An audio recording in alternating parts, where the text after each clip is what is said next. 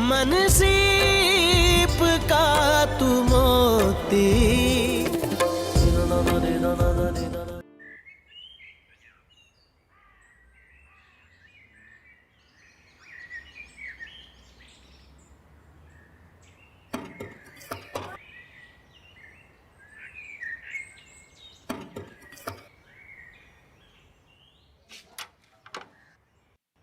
अरे तुम आओ, अंदर आओ।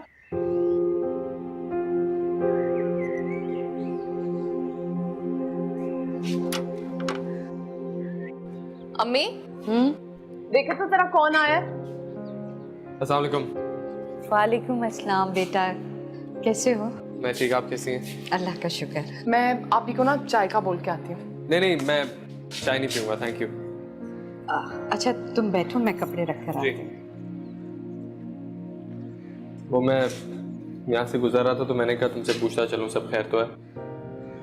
तुम्हारी तो अपनी मंगनी होने वाली है, तुमने क्यों तकलीफ उठाई, वो भी मेरे लिए। नहीं कोई तकलीफ नहीं है, और वैसे भी मेरे घर पे मेरा ये बोझ उठाने वाले बहुत लोग हैं। बोझ? अगर ये बोझ है तो खुद को क्यों बांध रहे हो इसके साथ? और क्या करूं? कुछ भी, सिवाय अंदर ही अंदर कुड़ने के। खैर चलता हूं, मेरे लायक कोई भी काम हो तो बिला झिझक बता देना, और आंटी को खुद हाफिज कह देना।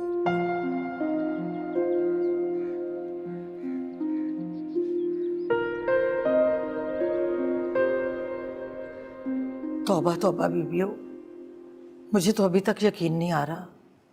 यूं लग रहा था कि वो निगोड़ माड़ा जैसे मजाक कर रहा है, मगर सुमैया और उसकी माँ का झुका हुआ सर, उनके उतरे हुए चेहरे, उनकी मजबूरी की कहानी सुना रहे थे।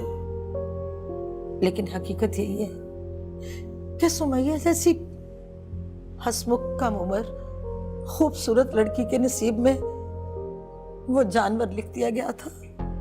अरे कैसी बेहिस्सी है ये। ऐसा नहीं हो सकता, सुमैया के साथ ऐसे कोई जबरदस्ती कैसे कर सकता है? आप तो ऐसे हैरान हो रही हैं कि कुछ अनोखा होने जा रहा है। ये तो घर घर की कहानी है अदन, और वैसे भी हमारे समाज में रिश्ते लड़कियों की मर्जी के मोहताज नहीं होते। और भूलिए मत, आपके साथ भी यही होने चला था। लेकिन सुमैया, हम अभी जाते हैं। दुरे अदन, आप कहीं नहीं जा रही। इतनी रात होने को है, अंधेरा हो रहा है, आप कहीं नहीं जाएंगी। और वैसे भी आपके जाने से कोई तकदीर नहीं बदल जाएगी। यहीं बैठिए आप। बुआ, सुमैया रो रही होगी ना? बज़ाहिर तो उसकी आंखें बिल्कुल खुश्क थीं, लेकिन उसका चेहरा बता रहा था कि उस बेचारी का दिल खून के आंसू रो रहा है।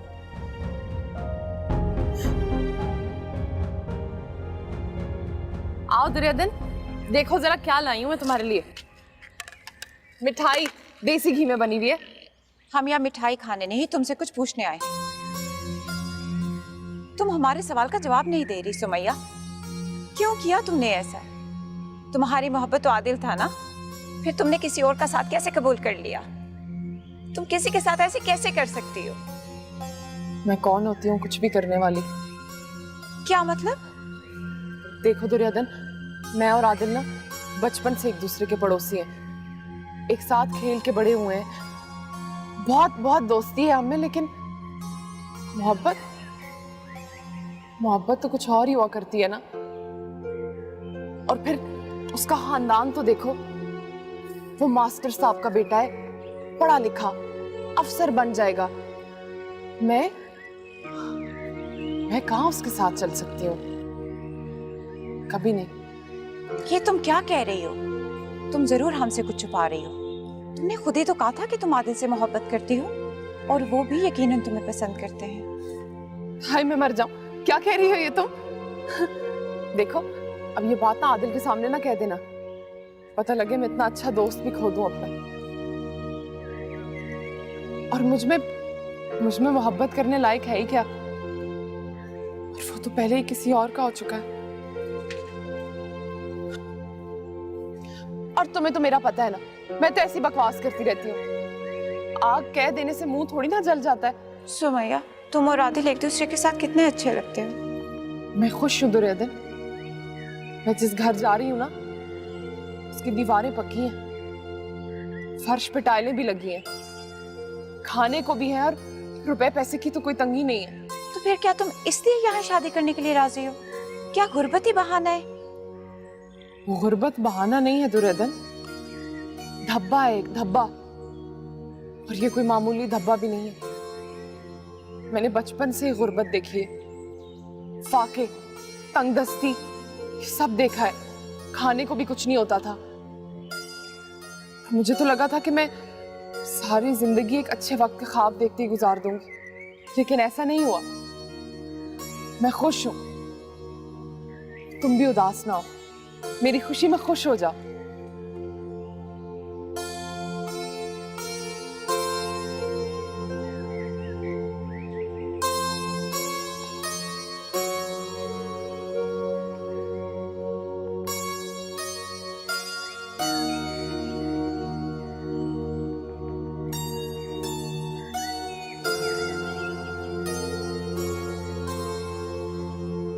आ जाओ आ जाओ आ जाओ।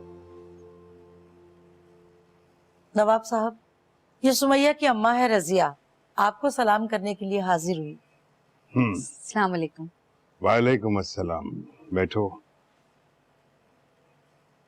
मैं असल में मिठाई लेकर हाजिर हुई थी। कैसी मिठाई है ये खातून? मेरी दोनों बच्चियों की शादी होने वाली है, इसी खुशी में लाई थी मैं। आपकी दुआएं चाहिए नवाब साहब।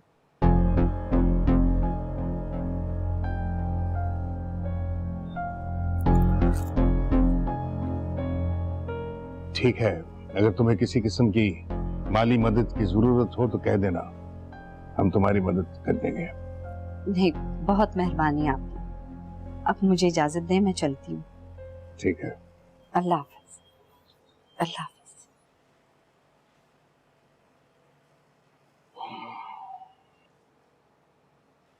हमारी तारीख लगने वाली है, फैसला अब हमारे हक में आएगा। फिर सब कुछ बदल जाएगा। तुम देखना, यह वक्त फिर वापस आ जाएगा। इंशाअल्लाह नवाब साहब, हम काम देखते हैं।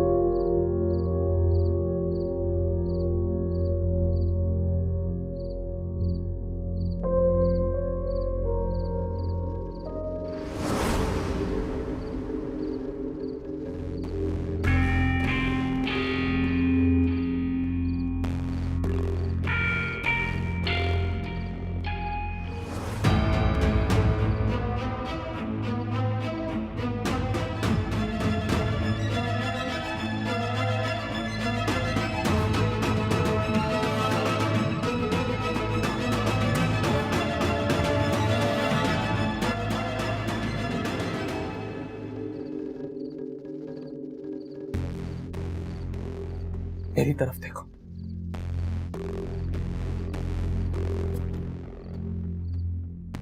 मेरी आंखों में देखो।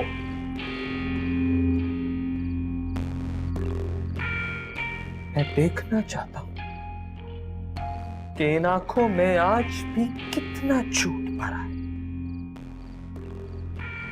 वो अपनाइयत, वो एहसास जो मैं इन आंखों में देखा करता था, क्या वो सब भी मेरा वहम था तुम्हारी मोहब्बत की तरह? तुम्हारी मोहब्बत तुम्हारी नवाबी हना की तरह खोखली, झूठी, फर्जी, मौका परस्त। इधर आओ तो रहता। इसी तरह पीछे हटी थी ना स्टेशन पे मुझे छोड़कर? अरे अगर पीछे हटना ही था तो मेरी तरफ कदम क्यों बढ़ाया? मोहब्बत में पीछे हटने वालों को तो खुदा भी माफ नहीं करता दुर्योधन। तुम क्या चीज हो? आज मैं तुम्हारे मुंह से सुनना चाहता हूं। कहो कि तुम्हें मुझसे प्यार नहीं, कहो कि तुम मेरा साथ नहीं चाहती, कहो कि तुम बुज़दिल हो, कहो कि तुम झूठी हो, कहो कि तुम डरपोक हो। मोहब्बत करने का हौसला जरूर है, मगर उसे निभाने की ताकत नहीं है। कहो, कहो दुर्योधन, कुछ तो कहो।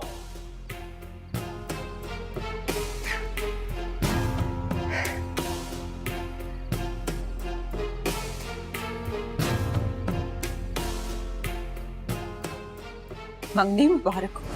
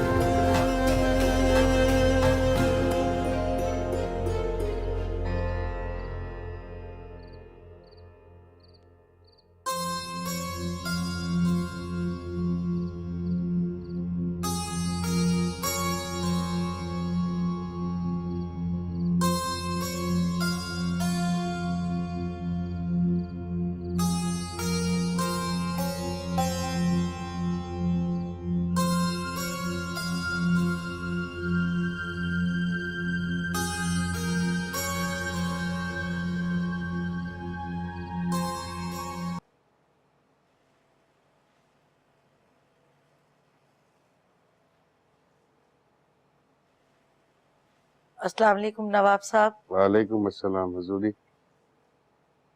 बीवी, वो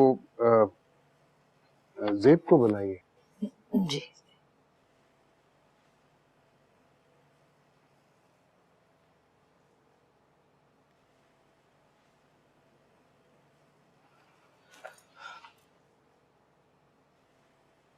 अस्सलाम वालेकुम पापा मियाँ। वालेकुम अस्सलाम बेटे, बैठो। तो आप हो आए उस मंगनी की रस्म से? जी। दुर्योधन कहाँ है? वो हम बस अभी आए थे, वो कपड़े तब्दील कर रही होंगी। बुलाऊं क्या? नहीं नहीं, हम तो बस ऐसे ही पूछ रहे थे। पापा मियाँ, आपका दिन कैसा गुजरा? हमारा दिन अच्छा गुजरा। ये हमारे कागजात तो अब बहुत अच्छे तरीके से मुकम्मल हो गए हैं। बस ये केस अगर हमारे हक में हो जाए ना, तो हमारे बहुत सारे मसाइल जो हैं वो हल हो जाएंगे। हमें बड़ा मलाल है। अगर ये तकरीब कुछ रोज आगे होती तो शायद हम कोई उन गरीब औरतों की मदद भी कर देते। बहुत अजीब लगता है कि किसी गरीब की तकरीब में जाएं मैं और मेरी बच्चियां और हम खाली हाथ जाएं, अच्छा नहीं लगता। अब्बा मियाँ, आप बस अपनी सेहत का ख्याल रखिए। आप हैं तो सब कुछ है। जीती रहो बेटा, जीती रहो। बस दुआ किया करो। दुर्योधन से भी कहो कि दुआ करे कि ये केस हमारे हक में हो जाए, बहुत जरूरी है। इंशाअल्लाह अब्बा मियाँ, ऐसा ही होगा। चलो हजूरी से कहो मैं एक कप चाय बना दे, बहुत थक गए आज। जी।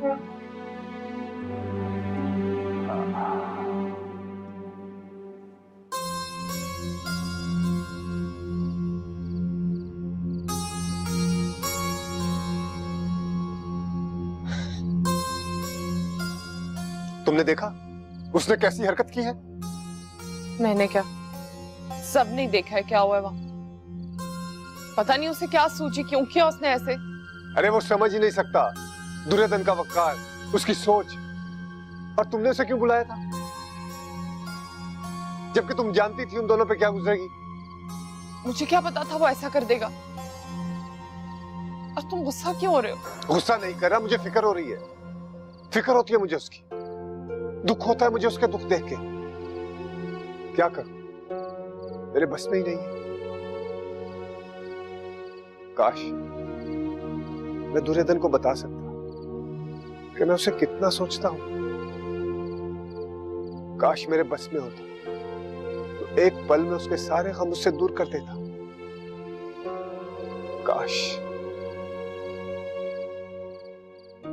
I'm sorry, खफा ना हो तुम क्या समझोगी?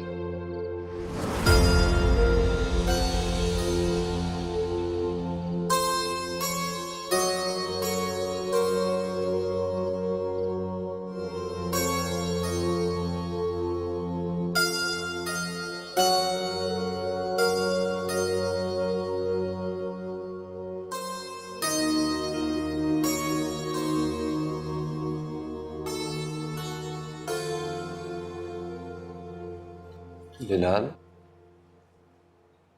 बिलाल, बिलाल, बिलाल।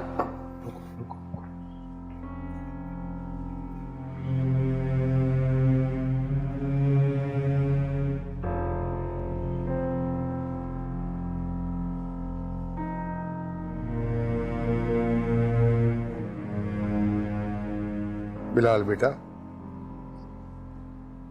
जी अब्बा।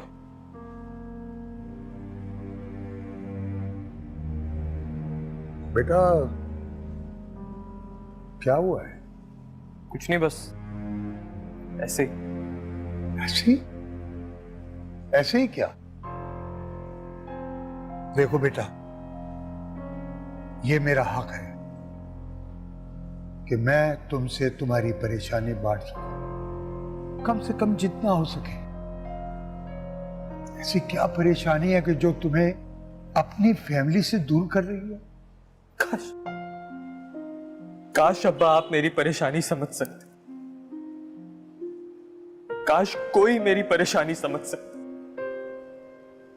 काश मैं किसी को बता सकता कि मैं कितना बेबस हूं। बहुत रोकता हूं खुद को, मगर मेरे कदम मेरा साथ ही नहीं देते, खुद ही चल पड़ते हैं अब्बा। मैं दिन ब दिन मेरा ये मर्ज जो है ये बढ़ता जा रहा है, बढ़ता जा, और मैं कुछ नहीं कर पा रहा। देखो बेटा, वो मर्द नहीं जो हालात से डर जाए। जिस हाल में जीना मुश्किल हो उस हाल में जीना लाजिम है। मैं खुश हूं इस बात से कि कम से कम तुम इस कैफियत को मर्ज का नाम तो देते हो। ये जिंदगी कुछ ऐसी पहेली है बेटा कि इसे आज तक कोई सुलझा नहीं सका। तुम जितना घबराओगे ये उतनी ही पेचीदा होती चली जाएगी। यहां तो मुंह से मांगी मौत तक नहीं मिलती बेटा। तुम खुशियों को रो रहे हो। अपनी हसरतों को लगाम देना सीखो बेटा। अपनी ख्वाहिशात में इतना मत खो जाओ कि खुदा ताला की दी हुई नेमतों को भुलाकर उनका शुक्राना भी अदा न कर सको।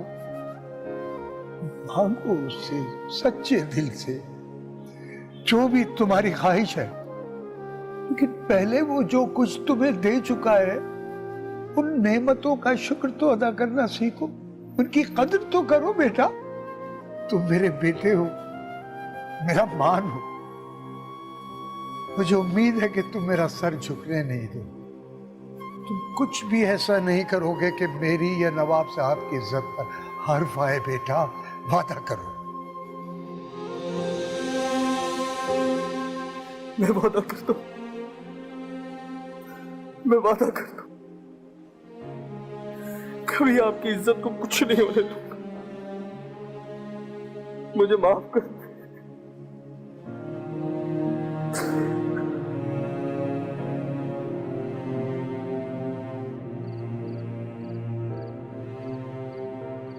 दे आई खाना मास्टर साहब? दे आई। बहुत भले लोग हैं, अपनों से बढ़कर हमारी हर खुशी और गम में उन्होंने साथ दिया है। हाँ, ये तो है। वैसे अल्लाह का लाख लाख शुक्र है कि मंगनी ठीक ठाक तरीके से हो गई है ना। और आप ही कितनी प्यारी लग रही थी और कितनी खुश भी। मेरे अल्लाह का बहुत एहसान है। बस अब तुम दोनों बहनें अपने घर की हो जाओ तो मैं चैन से मर सकती हूँ। कैसी बातें कर रही हैं? सब कुछ ठीक से हो तो गया है, आगे भी सब अच्छा हो जाएगा, फिक्र करने की क्या जरूरत है। अच्छा, अदन की कोई खैर खबर? वैसे बिलाल ने सरे महफिल जो हरकत की है ना, तौबा तौबा। अगर नवाब साहब को इसकी भनक मिल गई ना तो बिलाल और मुंशी साहब की खैर नहीं। मम्मी, आप क्यों सारे जहान की फिक्रें अपने सर ले लेती हैं? पता है मुझे क्या लगता है कभी कभार, यहाँ की माओं को ना आदत है सारी फिक्रें अपने सर पे ले लेने की और फिर सर पीटने की। कुछ भी नहीं होगा और मैं पूछ लूंगी अदन। अभी तो वो बेचारी खुद ही इतनी परेशान होगी ना। चले, मैं जरा जाती हूँ मदिया के पास। हाँ ठीक।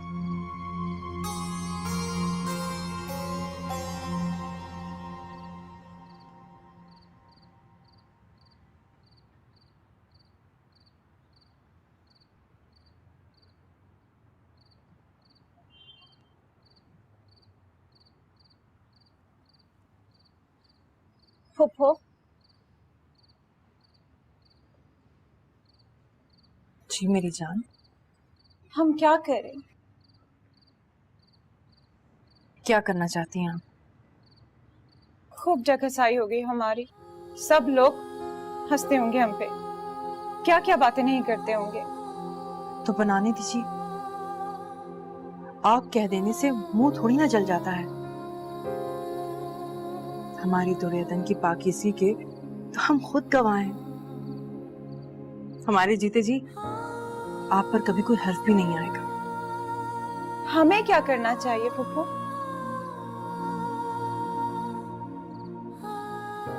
ये तो एक मुश्किल सवाल है, लेकिन मेरा ख्याल है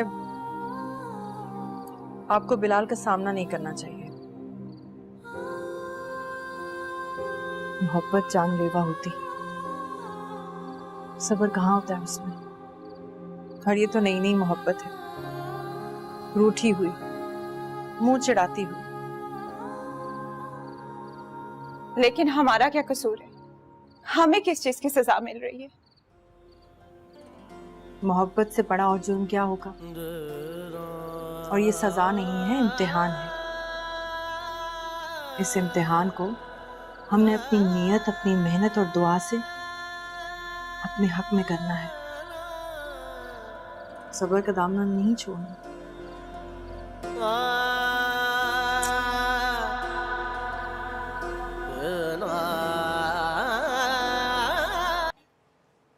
लीजिए अब्बा जी, गर्मा गर्म चाय पिए। जीते रहो, खुश रहो। वैसे आदिल मियाँ, कब तक अपने बूढ़े बाप को इन कुंवारे हाथों की चाय पिलाते रहोगे? कभी इस बारे में भी सोचा है तुमने? भाई मैं तो कहता हूँ अब तुम संजीदगी से शादी के मुतालिक सोचो। अभी कहा अब्बा जी, अभी तो बहुत कुछ करना है। इस लायक बनना है कि भाई तो तुम्हें कौन मना कर रहा है? साथ साथ करते रहो तुम, जो तुम्हारा दिल चाहे। नहीं अब्बा जी, ये बहुत जल्दी है। देख लो बेटा, कहीं ये जल्दी जल्दी का करके देर मत कर बैठना। क्या मतलब? भाई देखो, मैं तुम्हारा बाप ही नहीं दोस्त भी हूँ, और दोस्त होने के नाते तुम्हें समझा रहा हूँ, बाकी तुम्हारी अपनी मर्जी है। काश तुम्हारी माँ जिंदा होती, और अब मैं कम से कम इस फैसले में तो टांग नहीं अड़ाऊंगा। देखो भाई, ये तो सारी जिंदगी का मामला है, इसका फैसला तुम्हें खुद करना है। आप खुल के बात करें, क्या कहना चाहते हैं? हद है यार, मैं तो तुमको बड़ा समझदार आदमी समझता था। अरे बुद्धू, मैं सुमैया की बात कर रहा हूँ, कितनी प्यारी बच्ची है। ये शादी की बात में समैया कहाँ से आ गई? कहाँ से आ गई? अरे भाई, हैरत है कि तुमने उस पर ध्यान नहीं दिया, वो तो हमेशा से ही है। रहने दे अब्बा जी, मैंने इसके बारे में कभी ऐसा नहीं सोचा। तो कोई बात नहीं बेटा, अब सोच लो। देखो बेटा, शादी तो तुम्हें करनी है ना, आज नहीं तो कल, और घर गृहस्थी तो औरत के दम से ही बनती है। और फिर अपनी सुमैया, भाई मेरी मानो तो तुम्हें इससे बेहतर लड़की नहीं मिल सकती। मिलेगी अब्बा जी, जरूर मिलेगी। मैं इतनी मेहनत करूंगा और अपने आप को उस लायक बनाऊंगा कि किसके लायक बेटा? अब किसी के नहीं। मुझे लगता है कि तुम मुझसे कुछ छुपा रहे हो। नहीं अब्बा जी, मैं कुछ भी नहीं छुपा रहा, और वैसे भी बताने के लायक भी कुछ नहीं है। बहुत वक्त पड़ा इन बातों के लिए। आप चाय पिए, मैं आपके लिए बिस्किट लेके आता हूँ।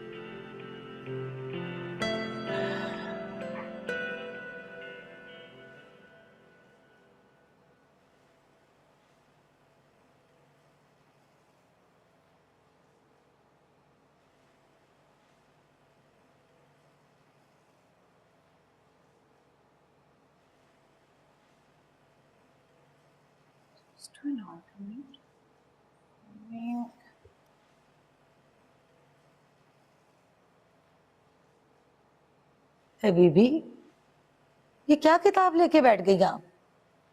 जाएं, जाके वजू करें, नमाज पढ़ें और अपने दादा जान के लिए दुआ करें। आज उनके मुकदमे की तारीख है।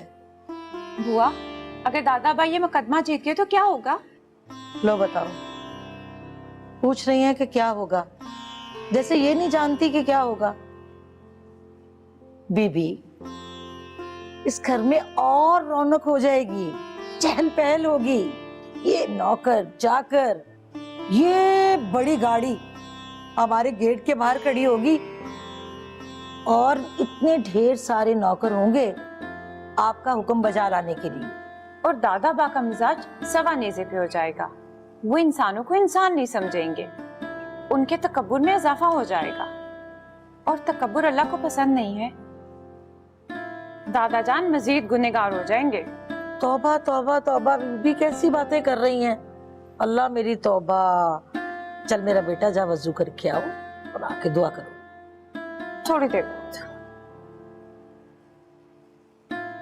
ये आजकल के बच्चे भी ना, अल्लाह माफ करे। आइए आइए, आप ड्राइंग रूम में बैठे, मैं बाजी को बुलाकर लाती हूँ। जी।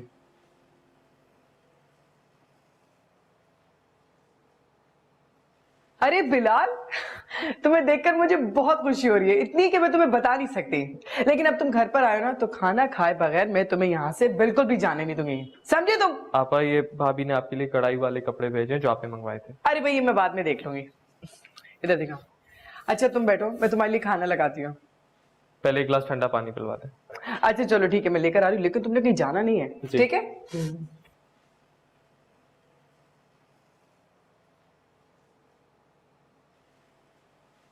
अरे आप यहाँ?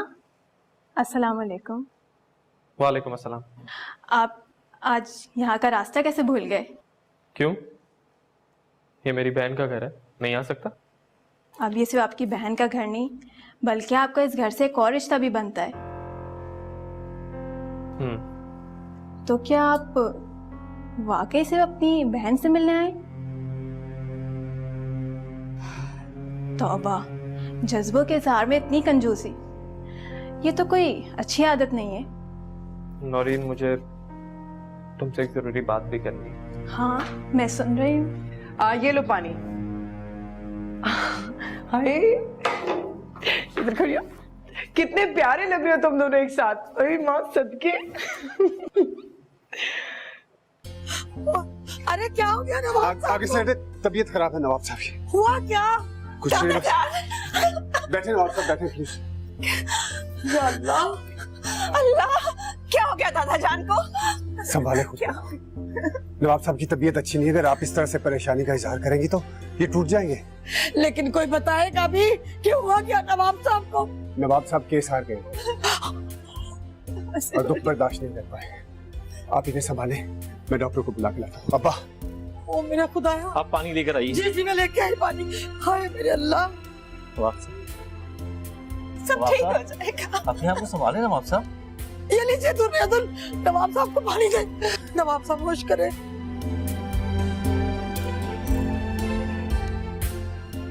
लाइए, आप परेशान ना हो, सब ठीक हो जाएगा।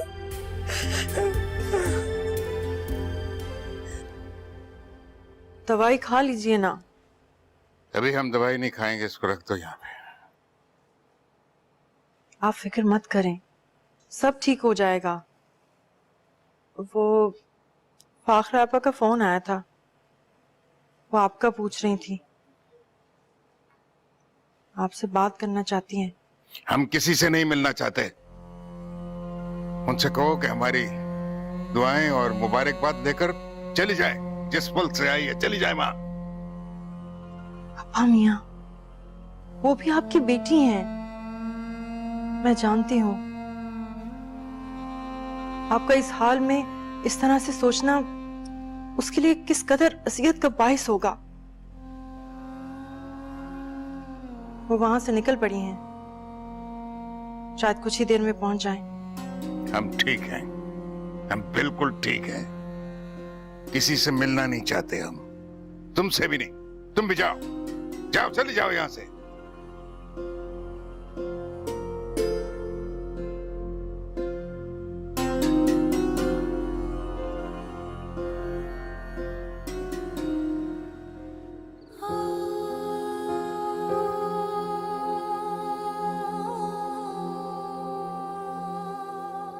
अकेली क्यों खड़ी हो यहाँ? कैसी हो सुमैया? मैं तो ठीक हूँ, तुम कैसी हो? और यहाँ इस तरह उदास अकेली क्यों खड़ी हो? बस मौसम की बदलती तब्दीली को देख रहे थे। ऐसे कल के वाकये से एक बात तो तय है कि वो अब भी तुमसे बहुत प्यार करता है और तुम्हारी जुदाई में मरा जा रहा है। कौन किसके गम में मरा जा रहा है सुमैया? उसकी तो मंगनी हो गई है ना। आप इन बातों का क्या जवाब? लेकिन वो प्यार तो तुम्ही से करता है ना, और हमेशा करता रहेगा। और वो जो उसके साथ अपना नाम जोड़ चुकी है, उसका क्या?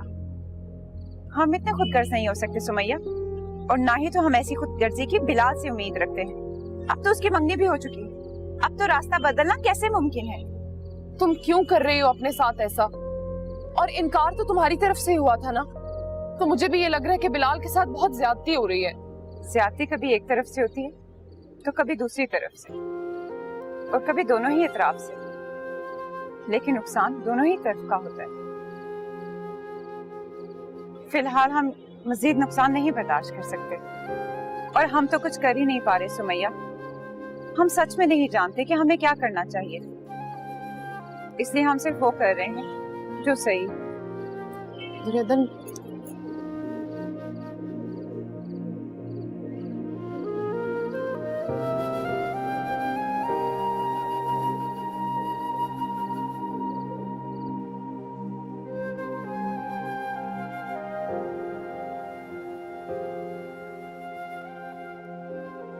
नवाब साहब, मुंशी अब्दुल करीम आए हैं।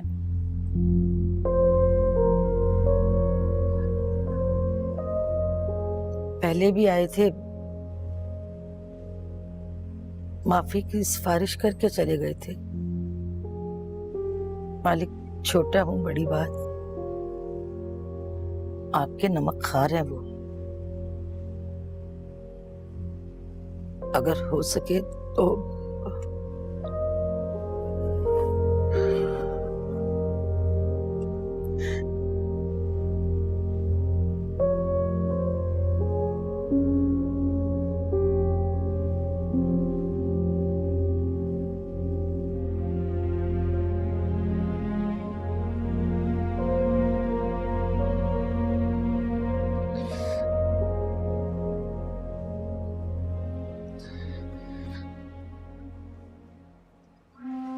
नवाब साहब, माफ कर दे नवाब साहब, अब उठ जाइए नवाब साहब। नवाब साहब माफ कर दे मुझको, माफ।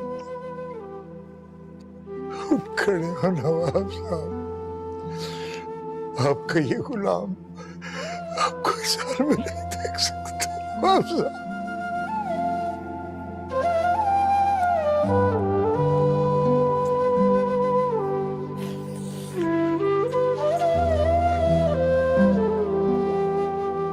आदाब मुंशी साहब।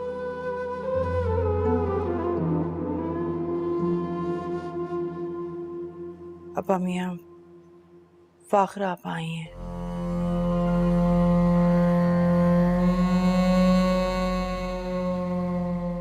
मैं फिर हाजिर हूँ नवाब साहब।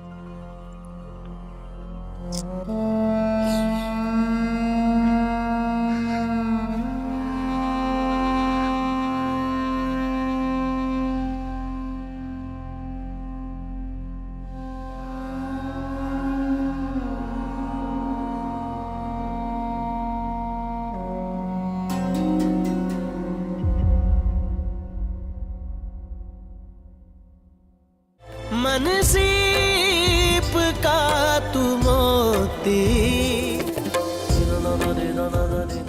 आपसे रिश्ता है